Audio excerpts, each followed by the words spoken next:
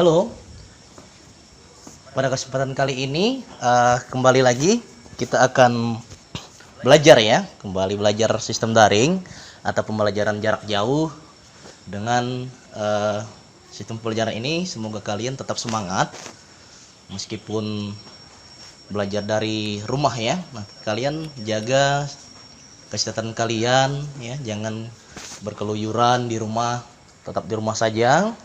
Dan kalian memanfaatkan waktu kalian untuk belajar, tetap semangat. Nah, karena situasi sekarang ini bukan saja di negara kita, tetapi di negara lain juga masih terdampak virus corona ini. Semoga dengan kegiatan belajar sistem daring ini kalian selalu tetap semangat.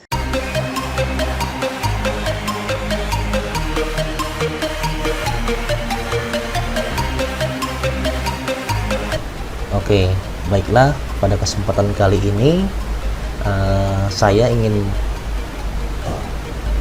menjelaskan beberapa fungsi dan peranan sosiologi dalam kehidupan masyarakat ya. Nah, ini materi kita yang pertama di semester 1 ya, bab 1 tentang fungsi dan peranan sosiologi dalam kehidupan masyarakat. Nah, berbicara tentang sosiologi ya. Nah, sebelum kita masuk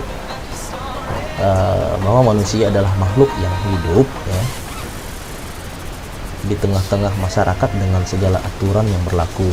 Nah, manusia menjadi bagian yang tidak terpisahkan dari masyarakat ya, dalam arti bahwa setiap manusia sebagai individu harus selalu hidup bersama sebagai bagian yang tidak terpisahkan dari masyarakat. Misalnya, pernahkah Anda berada di tempat keramaian, kemudian sadarkah Anda keramaian yang ada di sekeliling Anda adalah bagian dari masyarakat? Kemudian apa yang dimaksud dengan masyarakat? Sosiologi adalah kajian ilmiah yang membahas tentang kehidupan sosial manusia. Jadi sosiologi itu berusaha mencari atau mencari tahu tentang hakikat dan sebab dari berbagai pola pikir dan tindakan manusia yang teratur dan dapat berulang ya. Oke. Nah, di sini yang pertama kita akan membahas pengertian sosiologi dulu ya. Tadi Bapak memberikan gambaran, kemudian kita melihat pengertian dari sosiologi. Nah, secara etimologi, istilah sosiologi itu berasal dari bahasa yang berlainan, yaitu yang pertama di sini yaitu socius ya, yang berasal dari bahasa Latin yang berarti kawan. Nah, kemudian yang kedua yaitu adalah logos ya, yang berarti dari kata Yunani yang berarti ilmu atau pikiran. Nah, kalau dijadikan jadi satu di sini, sosiologi berarti mempelajari interaksi antara teman dengan teman ya.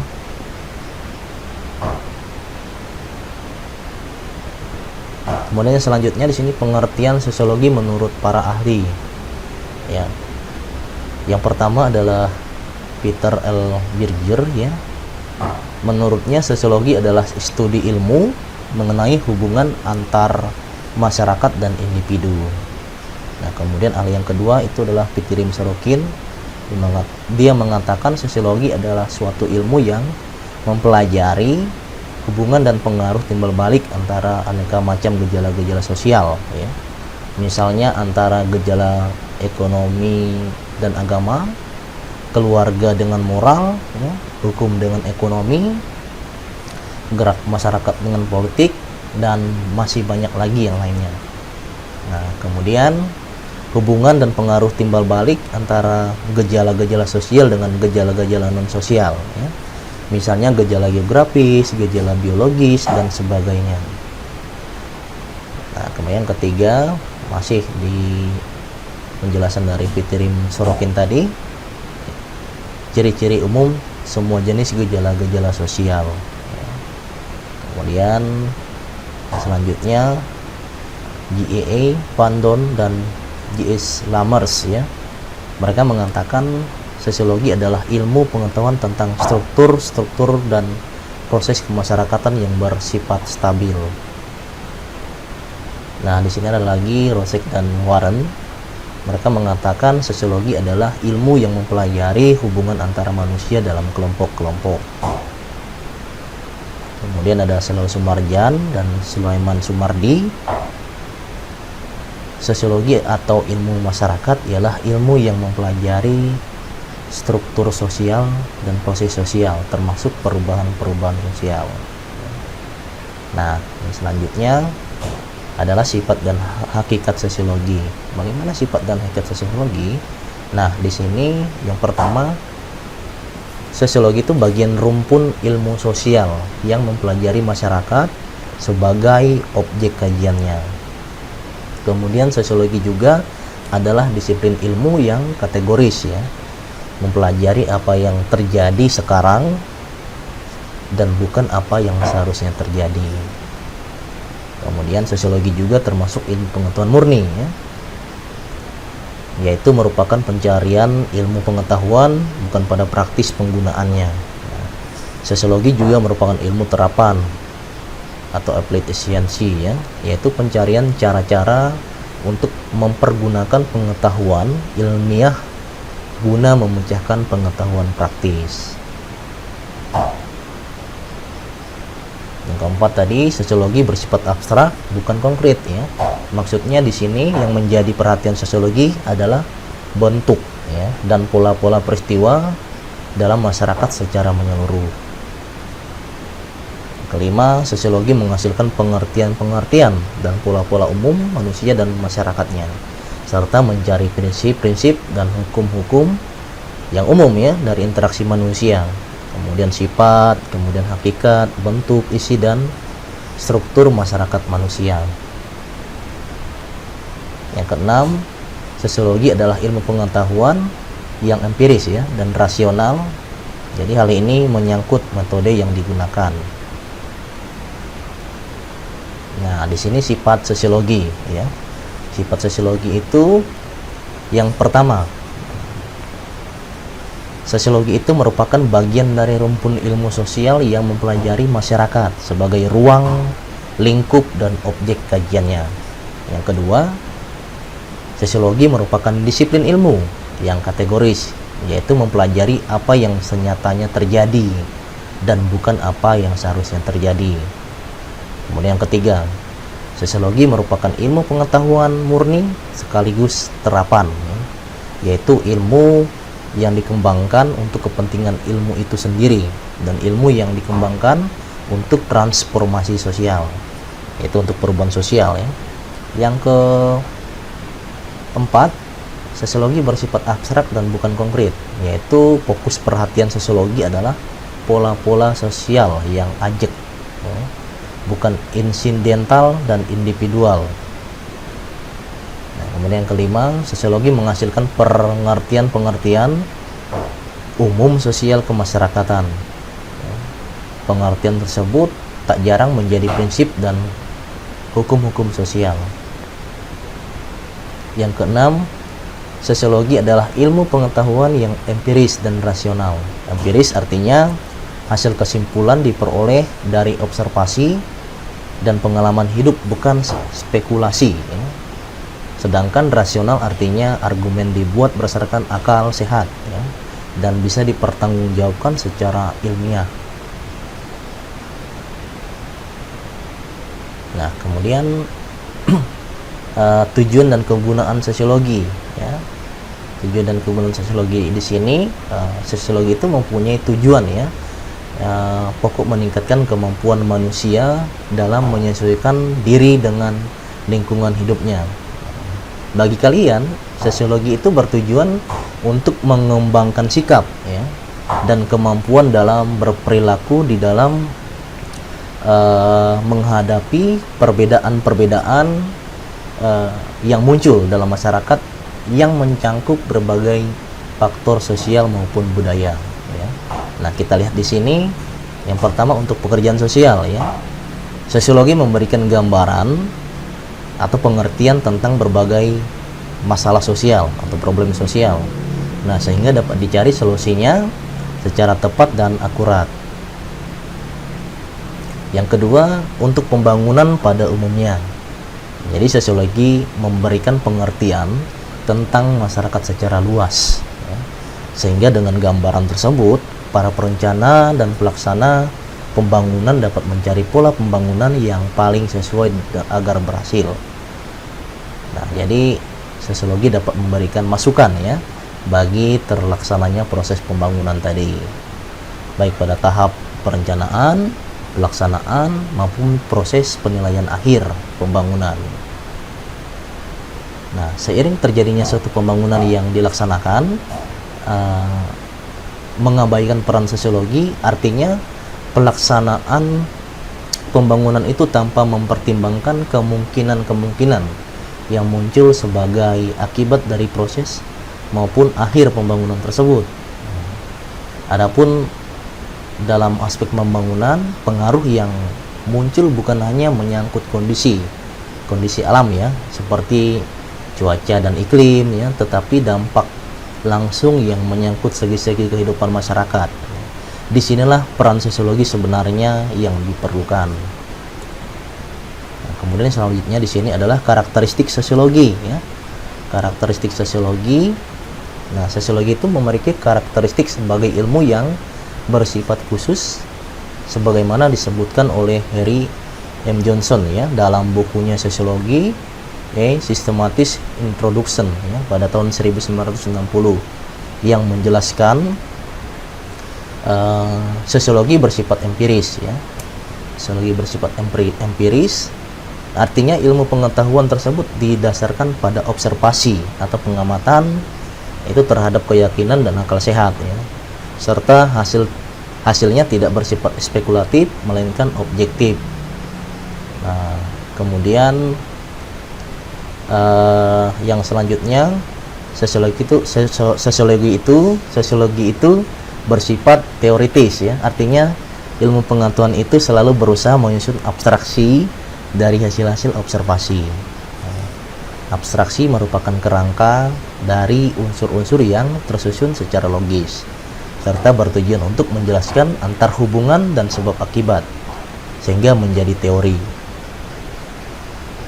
Kemudian yang ketiga, sosiologi bersifat kumulatif ya. Artinya teori-teori sosiologi dibentuk berdasarkan teori-teori yang sudah ada. Jadi sosiologi memperbaiki, memperluas dan memperhalus teori-teori yang sudah ada itu tadi. Yang keempat, sosiologi bersifat non-etis ya. Sosiologi bersifat non-etis di sini artinya yang menjadi inti persoalan dalam sosiologi bukanlah baik buruknya suatu fakta, melainkan tujuan yang hendak dicapai dengan menjelaskan fakta tersebut ya. Nah, kemudian sosiologi juga tidak memiliki dalil ya, teori atau konsep yang pasti. Kemudian mengingat objeknya adalah masyarakat yang senantiasa berubah dan sangat heterogen seperti itu. Kemudian sosiologi juga itu adalah ilmu pengetahuan yang bersifat umum ya, artinya memusatkan perhatian kepada gejala-gejala sosial secara universal. Oleh sebab itu sosiologi merupakan ilmu pengetahuan murni, bukan ilmu pengetahuan terapan. Nah, kemudian yang selanjutnya adalah hubungan sosiologi dengan ilmu lainnya ya. Hubungan sosiologi dengan ilmu lainnya yang pertama adalah dengan ilmu antropologi ya. Nah, kalau kita lihat kajian sosiologi itu adalah masyarakat ya. Masyarakat selalu berkebudayaan ya. Masyarakat dan kebudayaan tidak sama ya di sini, tetapi berhubungan sangat erat seperti itu. Masyarakat menjadi kajian pokok sosiologi dan kebudayaan menjadi kajian pokok antropologi ya. Nah, kemudian kalau antropologi tadi memusatkan kajiannya pada studi biologi ya, manusia dan kebudayaannya. Dalam semua periode kajian antropologi terbagi dua. Yang pertama, ilmu antropologi fisik yang berkonsentrasi pada dua aspek, yakni evolusi biologi manusia ya, dan perbedaan fisik antara orang-orang di dunia seperti itu. Yang kedua, ilmu antropologi budaya yang mengkaji pengembangan dan kultur yang sebagian besar difokuskan pada masyarakat dan budaya pramodern ya.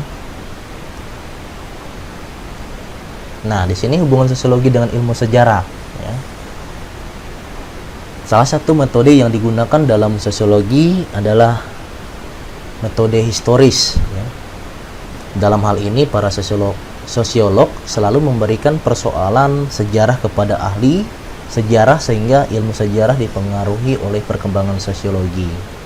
Nah, oleh karena itu antara sejarah dan sosiologi mempunyai pengaruh timbal balik. Keduanya mempelajari kejadian dan hubungan yang dialami masyarakat maupun manusia. Yang ketiga, hubungan sosiologi dengan ilmu politik. Nah, istilah politik dalam hal ini berbeda dengan istilah politik yang digunakan sehari-hari, yaitu politik diartikan sebagai pembinaan kekuasaan negara yang bukan merupakan ilmu pengetahuan tetapi sebagai seni atau art ya. Nah, kemudian sosiologi memusatkan perhatiannya pada sisi masyarakat yang bersifat umum dan berusaha mendapatkan pola-pola umum darinya. Kemudian hubungan sosiologi dengan ilmu ekonomi. Ilmu ekonomi mempelajari usaha-usaha manusia untuk memenuhi kebutuhan yang beraneka ragam dengan keterbatasan barang dan jasa yang tersedia. Nah, kalau sosiologi itu mempelajari unsur-unsur kemasyarakatan secara keseluruhan. Sosiologi mempelajari bagaimana manusia berinteraksi, bekerja sama, bersaing dalam upaya-upaya pemenuhan kebutuhan ya. Nah, sosiologi sebagai ilmu tetap memerlukan bantuan data dan analisis dari ilmu pengetahuan lainnya. Meski demikian, batasan-batasan antara ilmu sosiologi dengan ilmu lainnya seperti ilmu ekonomi tadi ya, atau geografi atau ilmu antropologi dan sejarah ya, harus tetap jelas. Penggunaan data dan analisis dari ilmu lain adalah sebagai bantuan kepada sosiologi dalam memecahkan masalah-masalah ya yang ada di masyarakat. Oke, jadi itu tadi ya. Kemudian metode dalam sosiologi ya. Kita lanjutkan. Nah, di sini ada metode penelitian kualitatif ya. Metode dalam metode penelitian kualitatif di sini metode penelitian kualitatif berusaha mengungkap makna dan pengalaman sosiokultural ya, kultural subjek penelitian terhadap suatu fenomena yang tidak bisa dengan mudah diukur menggunakan angka atau numerik.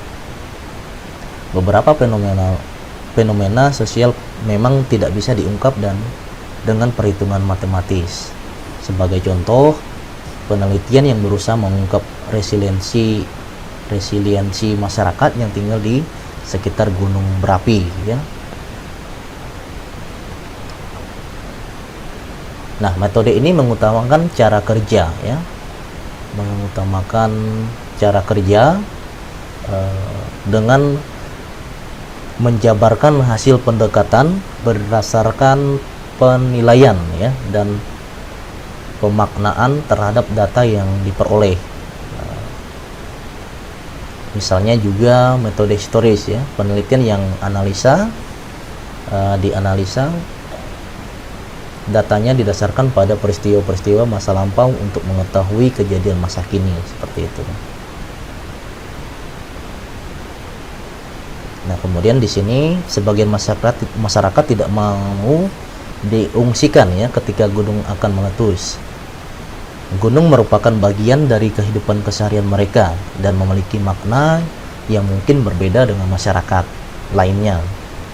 Riset kualitatif mampu memberikan jawaban mengapa mereka menolak diungsikan ya, dan bagaimana makna gunung, bencana, kehidupan ya, dan sebagainya bagi mereka. Riset kualitatif dilakukan untuk mengungkap kualitas dari entitas yang diteliti. Dan selanjutnya adalah karakteristik metode penelitian kualitatif ya. Bagaimana karakteristiknya? Berdasarkan desainnya, Riset kualitatif bersifat naturalistik, ya, yaitu peneliti dilakukan sesuai dengan apa yang terjadi di lapangan. Nah, maksudnya di sini peneliti bersikap terbuka terhadap apapun fenomena yang muncul di lapangan selama riset. Ya. Riset kualitatif juga bisa bersifat emergent, ya, yaitu peneliti beradaptasi dengan lingkungan sosial yang ditelitinya. Nah, kemudian berdasarkan proses pengumpulan datanya, ya. Riset kualitatif mengumpulkan data narasi secara mendalam atau thick description, ya. Nah, pengalaman peneliti dalam melakukan penelitian sangat penting karena peneliti merupakan salah satu instrumen penelitian. Nah, jadi wawancara mendalam merupakan proses pengumpulan data yang sering dilakukan. Nah, kemudian berdasarkan analisis datanya, ya,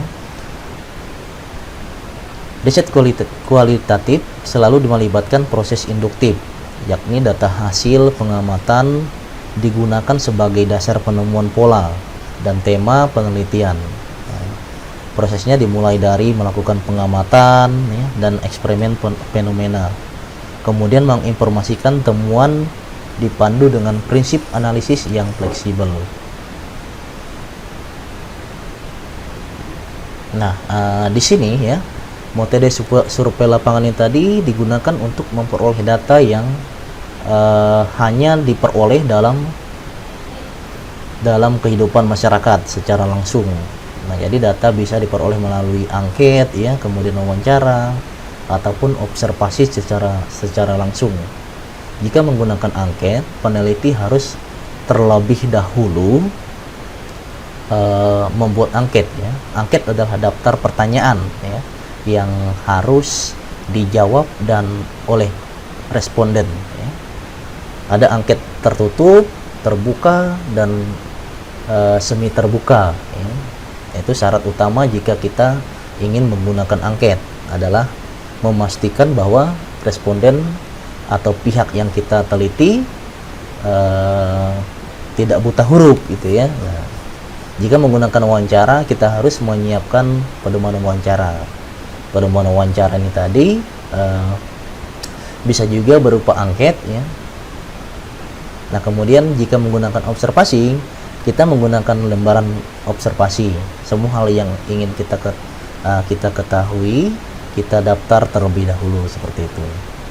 Nah, selanjutnya kerangka dasar metode penelitian kualitatif, ya. Nah, tujuannya, nah, ini kerangka yang pertama, tujuan dari kerangka dasar metode penelitian kualitatif. Pada komponen atau bagian ini, peneliti mendeskripsikan apa isu yang diangkat, ya. Mengapa tema yang dipilih penting, mengapa studi mengenai tema atau isu tersebut perlu, dan mengapa pembaca perlu memperhatikan masalah yang diangkat. Nah, tujuan penelitian diuraikan untuk menarik perhatian pembaca pada tema yang diteliti, seperti itu. Nah, kemudian kerangka konseptual, apa sih? Nah, di sini pada bagian ini peneliti menjelaskan setting dan orang-orang yang akan menjadi subjek penelitian, teori yang digunakan, serta pilihan terhadap teori juga perlu diuraikan secara jelas. Lebih lanjut, apa literatur yang digunakan juga ditulis pada bagian ini. Perlu dicatat bahwa unsur subjektivitas peneliti juga penting dalam penelitian kualitatif. Maka pengalaman personal yang melandasi minat pada isu yang diteliti akan menjadi nilai tambah. Peneliti dapat mendeskripsikan motivasi pemilihan tema. Penelitian dikaitkan dengan pengalaman personal pada bagian ini. Lanjut, ada rumusan masalah, ya. Rumusan masalah merupakan pertanyaan penelitian yang diangkat. Biasanya masalah penelitian diuraikan terlebih dahulu secara detail.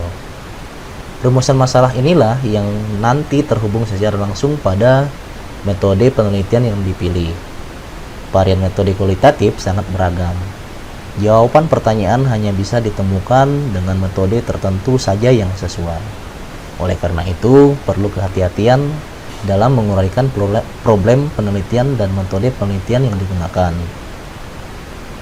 Kemudian metode. Nah, peneliti pada bagian ini mendeskripsikan metode yang digunakan ya. Dalam penelitian sosial, fenomena yang sama bisa diteliti dengan beragam metode dan dengan hasil yang beragam pula. Melihat kembali penelitian yang sudah dilakukan sebelumnya sangat berguna untuk menentukan metode. Peneliti perlu menanyakan pada dirinya tentang apa yang akan dilakukan dalam studi ini, terutama selama proses pengumpulan data. Lanjut, validitas ya. Nah, validitas di sini adalah aspek validitas yang penting dalam penelitian ya. Nah, riset kualitatif harus memperhatikan ancaman terhadap validitas yang bisa datang sewaktu-waktu selama penelitian berlangsung. Nah, untuk menjaga validitas, peneliti mesti bersandar pada fakta hasil pengamatan untuk membuat argumen bahwa penjelasan alternatif tidak masuk akal. Penjelasan alternatif di luar kesimpulan yang ditulis selalu menjadi ancaman terhadap validitas. Nah, di sini peneliti harus menaruh perhatian pada hal ini. Nah, yang terakhir kesimpulan ya. Kesimpulan, bagian terakhir yang tak kalah penting adalah kesimpulan. Nah, peneliti harus menyimpulkan hasil studinya. Pada bagian ini, tujuan penelitian ditampilkan kembali secara ringkas.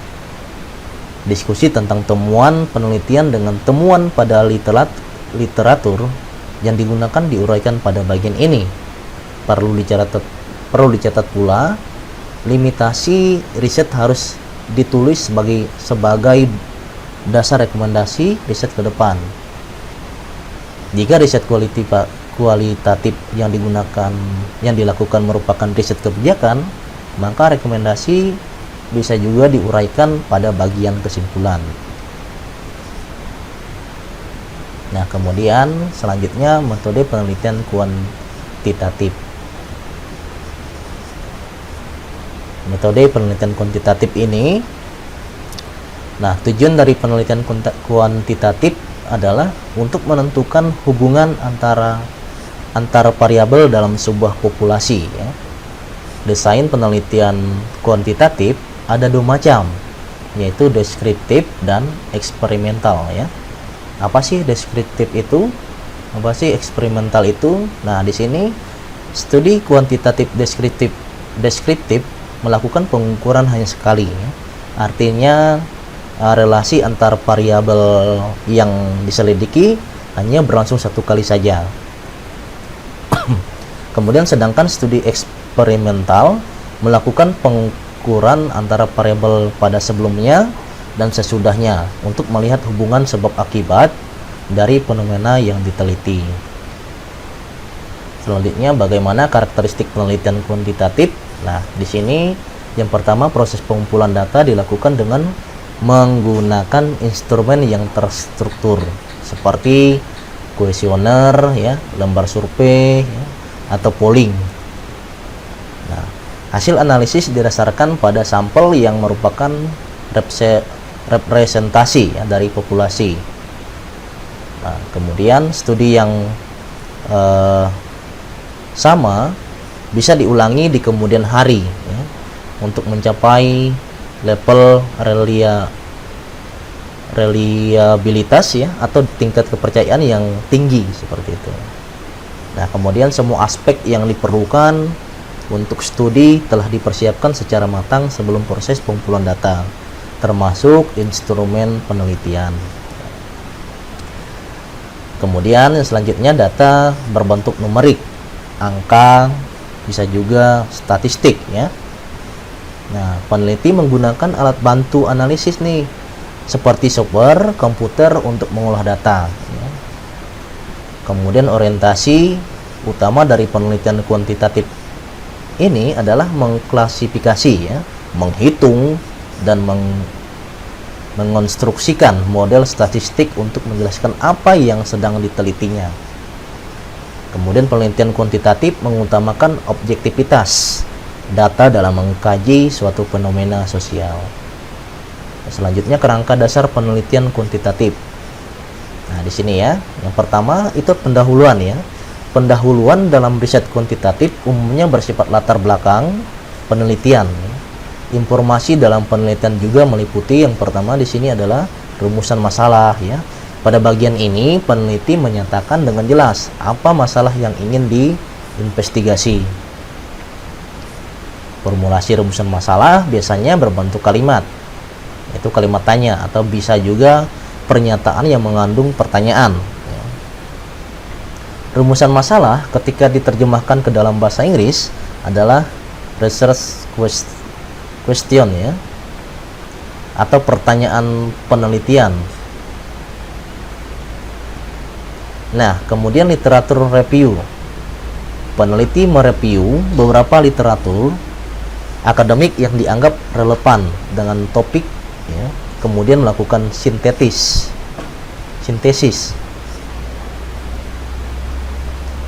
Jika perlu, peneliti mencatat literatur apa saja yang metodologinya mirip untuk komparasi dan referensi ke depannya nanti.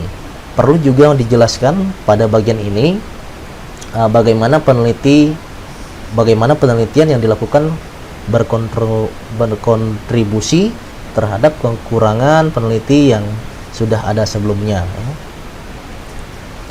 Kemudian ada kerangka teoritis.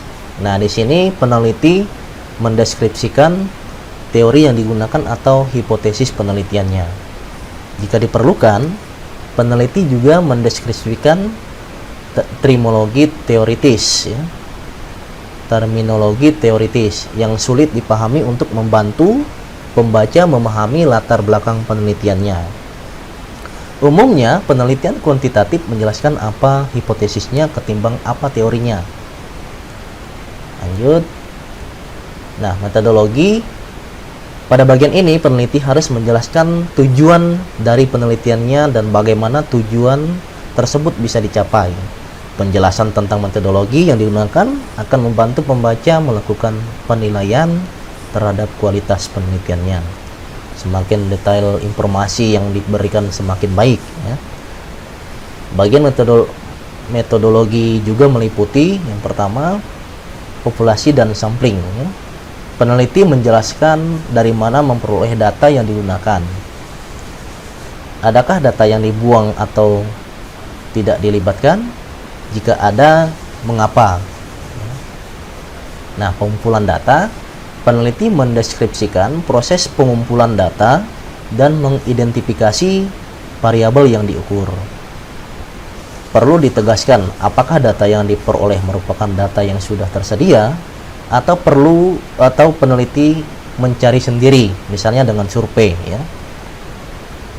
Oleh karena tidak ada dataset yang sempurna, maka batasan atau limitasi dalam metode pengumpulan data juga perlu dideskripsikan di sini.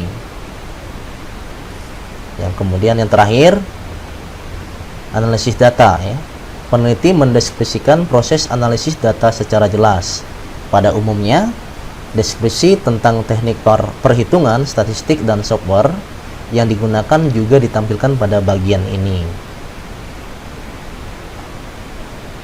Nah, hasil atau temuan penelitian ya. Nah, temuan penelitian harus ditulis secara objektif. Dalam riset kuantitatif, sudah lumrah peneliti menampilkan hasil penelitian secara visual dengan grafik, tabel, atau diagram untuk membantu pembaca memahami data secara mudah. Namun perlu digarisbawahi bahwa data visual merupakan suplemen dari deskripsi tekstual yang ditampilkan. Pada bagian ini, peneliti memberikan analisis statistik. Bagaimana data dianalisis dan apa temuannya ya, Nah, temuan merupakan deskripsi dari data yang ditampilkan secara tekstual dan atau visual. Hati-hati dalam mendeskripsikan. Jangan sampai peneliti melakukan interpretasi temuan. Interpretasi temuan penelitian disampaikan pada bagian selanjutnya. Diskusi ya. Nah, berbeda dengan temuan penelitian yang deskriptif, bagian diskusi harus analitis, ya, logis, dan komprehensif. Bagian ini merupakan pertemuan antara data temuan dan data dari literatur yang digunakan. Bagian diskusi meliputi yang pertama, interpretasi data, ya. Peneliti menginterpretasikan data temuannya. Pada saat melakukan interpretasi, peneliti menghadirkan kembali rumusan masalah dan hipotesisnya.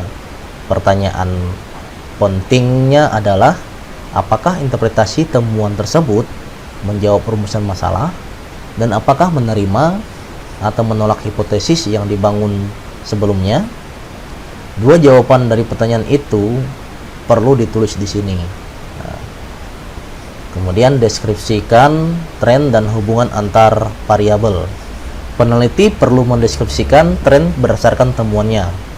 Penjelasan mengenai korelasi statistik yang signifikan juga perlu dideskripsikan. Selanjutnya, implikasi. Peneliti mendeskripsikan apa implikasi dari hasil risetnya.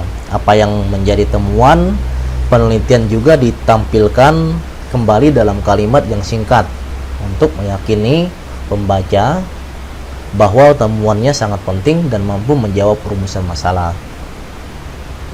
Kemudian limitasi, ya. Peneliti mendeskripsikan bias pada bagian ini karena tidak ada penelitian kuantitatif juga kualitatif yang sempurna tanpa bias, ya. Lanjut. Kemudian kesimpulan, ya. Pada bagian ini peneliti mengakhiri studinya dengan kesimpulan singkat terkait tema penelitiannya, diikuti dengan komentar dan penilaian akhir. Nah, bagian kesimpulan itu meliputi yang pertama, simpulan temuan penelitian. Peneliti mendeskripsikan jawaban dari rumusan masalahnya. Perlu diingat bahwa data statistik jangan ditampilkan kembali di sini. Namun narasi tentang temuan perlu ditulis kembali dalam versi yang singkat atau intinya saja. Nah, rekomendasi, ya. Di sini peneliti menuliskan rekomendasi jika penelitiannya berkontribusi bagi formulasi kebijakan. Rekomendasi yang ditulis harus selalu didasarkan pada hasil temuan. Kemudian agenda riset lanjutan, ya. Agenda riset yang ditawarkan harus berdasarkan limitasi studi yang ditulis sebelumnya. Oke, nah jadi itu, ya. Kiranya materi yang sudah kalian lihat tadi dan kalian pelajari, ya, semoga bisa kalian pahami, kalian mengerti. Dan juga nanti jangan lupa kalian cari referensi yang lain terkait dengan pembelajaran kita hari ini. Terima kasih, Tuhan Yesus memberkati.